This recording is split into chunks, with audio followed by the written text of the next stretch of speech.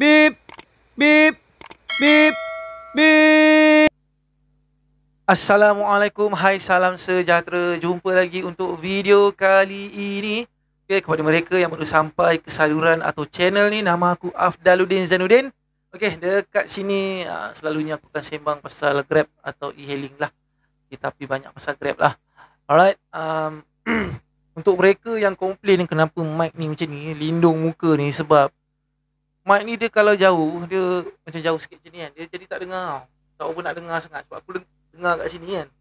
So dia dekat macam ni baru dengar apa yang kau dengar tu. Kalau jauh macam ni, dia jauh sikit pun jadi macam tak puas. Aku pun tak puas nak dengar. So aku macam ni kena dekat sikit.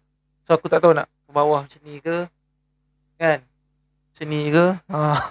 Okay, tapi aku lagi sedap macam ni. So aku tak tahu nanti kamera aku nak ke tepi ke. Aku rasa nanti kamera ke tepi ni kot. Tapi aku tak tahu nak letak mana lah sebenarnya. Bilik sempit, bilik kecil. Macam mana aku nak buat ni? Situ, kalau lalu sini, dah macam dekat sangat pula. Masalah problem tu lah. Kan? Tapi tengoklah, insyaAllah lah. Nanti aku cuba betulkan lah. Alright, masa ni nanti dulu ni sini dulu. Nanti aku fikirlah aku nak alih kamera tu ke mana. Okay. Hari ni nak kongsi dengan korang pasal satu artikel. Okay, di mana Grab disaman 10,000 Singapore dolar. Okay, kerana berlakunya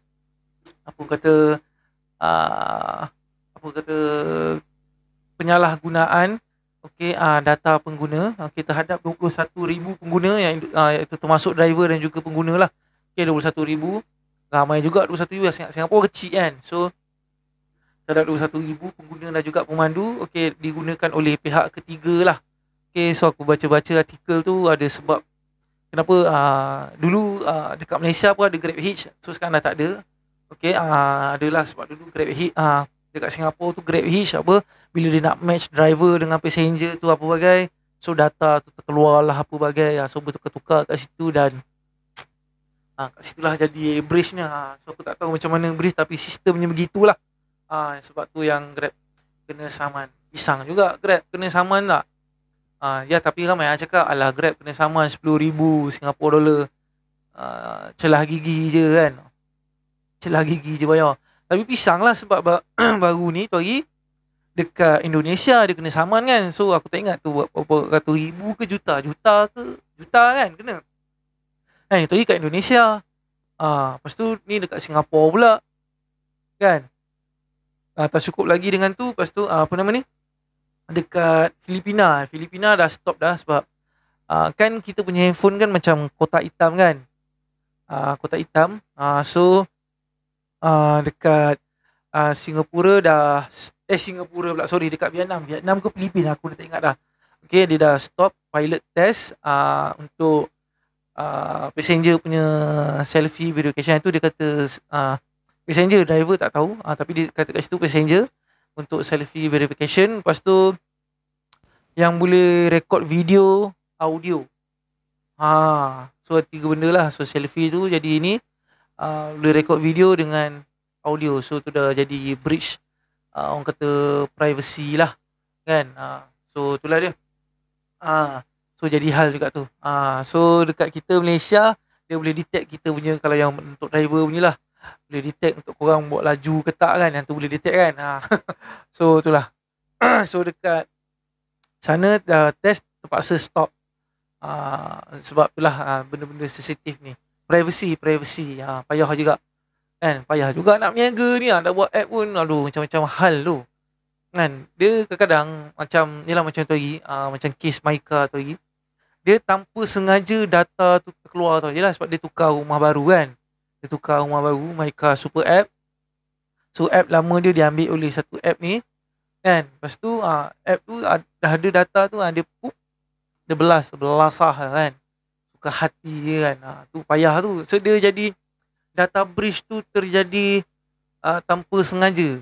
Aku kan nak backup Grab kan. Tapi benda ni boleh terjadi lah tu. Susah juga nak buat benda-benda ni pun kan. Sebab kalau kata nak backup Grab, kalau ada perasan, kalau ada screenshot aku letak kat tepi ni. ada suara, aku tak tahulah. Ni dekat grup official, grup rasmi Grab Malaysia. Dalam grup tu memanglah nak masuk kita kena letak nombor IC, kita punya nombor plate apa bagai kan. Tapi yelah, fake account pun banyak juga. Dia tak berani nak post guna account sendiri kan. Buat fake account, alah masuklah kau punya detail kan, nak join group tu baru admin approve. Wah, macam-macam post. Ada satu post tu bukan main lagi. Backup Grab kata kenapa nak pandu e-hailing lain lah apa bagai, sedangkan Grab dah cukup bagus lah apa bagai. Tak boleh oversell sangat. Grab tak perfect pun sebenarnya kan. Tapi boleh kata dia antara boleh cari makan lah. Aku pun tak kata Grab saja kan, MyCar pun boleh cari makan juga. Daxi, apa lagi, EasyCab, kau tak tahu apa lagi. Ialah memang daripada insentif ke apa, memang kita nampak Grab lah. Tinggal lagi Grab dia paksa auto accept. Tu je aku tak berkenan sekarang ni. Walaupun kadang-kadang terlepas ada manual kan. Tapi itulah kadang tak berkenan. Okay, ni sikit sembang pasal backup Grab. Okay, yang ni aku nak share dengan korang. Ni macam gosip lah kot. Okay, macam gosip. Ni pasal Presiden GTSM, okay, Encik Kamal kita. Okay, dia yang buat aku jadi tahu benda ni. Sebab aku ada join group taxi kan. Sebab yelah benda kita dah sama kan. Tapi memang biasa lah. Memang duk benda-benda point sikit-sikit kita e-hailing memang kena lah kan. Tapi baca je lah kan, apa orang tak puas hati kan. Okay, dia ada, Cik Kamal kita lah, dia ada post satu benda. Dan komen yang dekat bawah tu semua tak seperti yang disangkakan. Okay, selalunya bila post benda-benda macam tu, dah kena ni e-hailing ni tak bagus apa semua kan. Tapi sebaliknya terjadi. Okay, di mana bila aku baca komen-komen kat bawah tu, semua mengatakan si Kamal ni lah yang menjatuhkan industri teksi lah apa bagai. Dan yang part yang paling terkejut, ni kau kejut. Alah, tak ada music, tak ada suspense lah sini. Okay, part yang paling terkejut ialah bila banyak komen mengatakan yang si Kamal ni dia sebenarnya tak buat teksi pun. Aku tak pasti. Aku tak tahu lah dulu dia buat teksi, lepas tu sekarang dia dah tak ada teksi ke apa bagai ke. Tapi yang komen-komen kat bawah tu banyak kata dia dah memang dah tak ada teksi apa bagai kan. Kau tak ada teksi, lepas tu kau sembang banyak, kau lah menjatuhkan industri teksi lah apa bagai. Aku macam tak sangka komen-komen yang kalau kata kau baca tu macam tak sangka. Macam selalu bila post benda-benda yang macam poin-poin dekat e-hailing ni, selalu komen memang balas dendam betul lah orang kata kan. Geng teksi. Tapi sebaliknya terjadi. Aku jadi macam tak ada teksi. Kau bayangkan macam aku. Kau macam aku lah. Kita bagi contoh. Daryl Chong. Daryl, jangan marah aku Daryl. Okay, contoh macam Daryl Chong jadi Presiden Mehda. Okay, Malaysia E-Hailing Driver Association. Okay, dia jadi presiden kan untuk e-hailing macam ni. Tapi dia tak pandu e-hailing pun. Dia tak pandu pun Grab ke MyCar ke apa benda semua dia tak ada. Tapi dia jadi presiden. So yang tu lah yang jadi dekat GTSM sekarang ni. So aku jadi macam alamak. Sebab aku ada kat tanya-tanya ke kawan aku yang lain.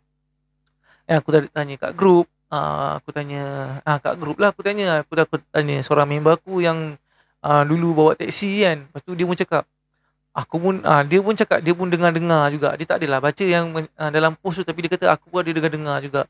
Dia sebenarnya tak ada teksi. Aku jadi cakap alamak. Macam mana? Ni bukan nak memburukkan dia bukan. Tapi macam yelah dia duk sembang ni, buat sidang media kan, pergi meeting sana, pergi meeting sini. Ada sekali tu satu post tu aku baca komen, dia marah kenapa Apad tak panggil dia meeting pun kena kecam juga. Yang kecam adalah geng-geng teksi sendiri tau. So tu aku jadi baca tu apa hal ni kan. So ni aku nak baca ni. Ini antara menarik perhatian aku lah, antara dalam banyak-banyak post dia. Ini menarik perhatian aku. Ni dah lama dah post ni. Post ni 3 Ogos tadi. 3 Ogos 2020. Ya Allah. Okay, 16 bulan hari Malaysia. Okay. GTSM mencadangkan kepada kerajaan supaya membangunkan sendiri aplikasi e-hailing pengangkutan 100% milik kerajaan. Aku dia kalau meniaga tak boleh nak kerajaan tu. Kan? Kau bayang kau tengok servis, aku tak adalah kata servis kerajaan ni teruk, okey sekarang ni okey. Okey lah daripada dulu. Dulu lagi lah. Kan? Ada 10 kaunter buka dua tu biasa. Tapi kalau kata benda-benda berniaga ni jadi 100% milik kerajaan, kau fikir sendirilah. Kira ni macam kita ni kerja kerajaan lah kiranya. Jadi kerja kerajaan. Macam bekerja, okey. Betul dia kata kat sini, budaya pergantungan kepada syarikat yang selama ini diamalkan oleh kerajaan BN dan PH perlu diakhiri. Budaya pergantungan kepada syarikat jelas telah membuktikan hanya merosakkan ekosistem ekonomi industri pengangkutan dan hanya memangsakan rakyat pemandu. Okey, yang aku quote kat sini, hanya akan merosakkan ekosistem industri pengangkutan. Yang tu yang aku jadi tu bila baca tu gambar yang tu, mana ada e-hailing ni kau lah sebenarnya. Kau baca lah, aku letak link, kau baca lah sendiri komen-komen tu. Tak sangka. Okay, baca sikit lagi. Tak baca sampai habis je, panjang ni. Okay, tengoklah kalau rajin. Okay, kerajaan baru di bawah kepimpinan yang amat berhormat Perdana Menteri Tan Sri Muhyiddin Yassin seharusnya memperjuangkan cadangan GTSM supaya membangunkan sendiri aplikasi e-hailing pengangkutan 100% milik kerajaan. Okay, so ni aku ni juga ada juga yang komen pasal tu. Dia kata habis itu kerajaan nak ikut cakap kau je lah. Aku jadi alamak, pedih macam tak sangka tau. Macam tak sangka. Memang tak sangka. Macam ini selalu selama-lama ni buat ni dah. Jadi tu pula. Okay, hanya dengan tindakan tersebut kerajaan bukan sahaja mampu menyelesaikan penindasan pihak syarikat terhadap pemandu e-hailing atau teksi, sebaliknya kerajaan mampu mengakhiri gejala ketidakadilan yang sengaja diwujudkan oleh APAD dan kerajaan terdahulu bagi melindungi kepentingan syarikat. Tapi daripada ayat ni, dia ni memang bengang dengan syarikat e-hailing dan juga APAD. Tu je sebenarnya. Kau bengang dengan dua tu, tak kau nak apa tu aku ada yang sebabkan ni ni yang ni punya bahagian juga ada yang kata kau ni tantang politik punya orang, ada kepentingan politik apa bagai. Kau tidak, tak ada. Kau baca sendirilah komen tu kan. Okey.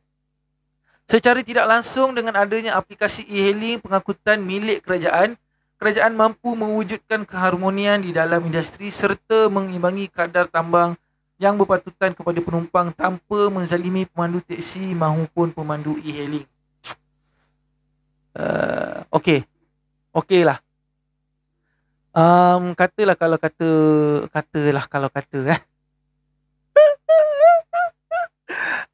jangan gelap balik. Lambat lah gelap. Okey, katalah memang dah jadi teksi dengan e-hailing ni memang kerajaan punya. Lepas tu nak dijadikan cerita, kita masih ditindas. Harga murah sangat. Bila benda ni lah politik dah main harga, sebab nak ambil hati rakyat ke apa nanti, harga dah murah sangat. Kau nak pergi mengandu kat siapa pula lepas ni? Kau ada fikir tak tu? Aku terfikir tu, kalau kata dah jadi milik kerajaan, okey, satu servis dah macam kurang sikit, kan? Tu satu hal. Lepas tu kalau jadi macam harga tu macam murah sangat ke apa, kalau kata kita ni macam tertindas lah, kau nak pergi dekat siapa lagi lepas tu? Kau ada fikir tak? Kau ada fikir tak benda tu? Sebab tu benda ni tak boleh nak kerajaan. Pisang babe. Part ni. Okay. Wang yang terhasil daripada transaksi penggunaan aplikasi e-hailing milik kerajaan pula boleh dikumpul dalam satu tabung khas, seperti membangunkan semula industri teksi, seperti menyediakan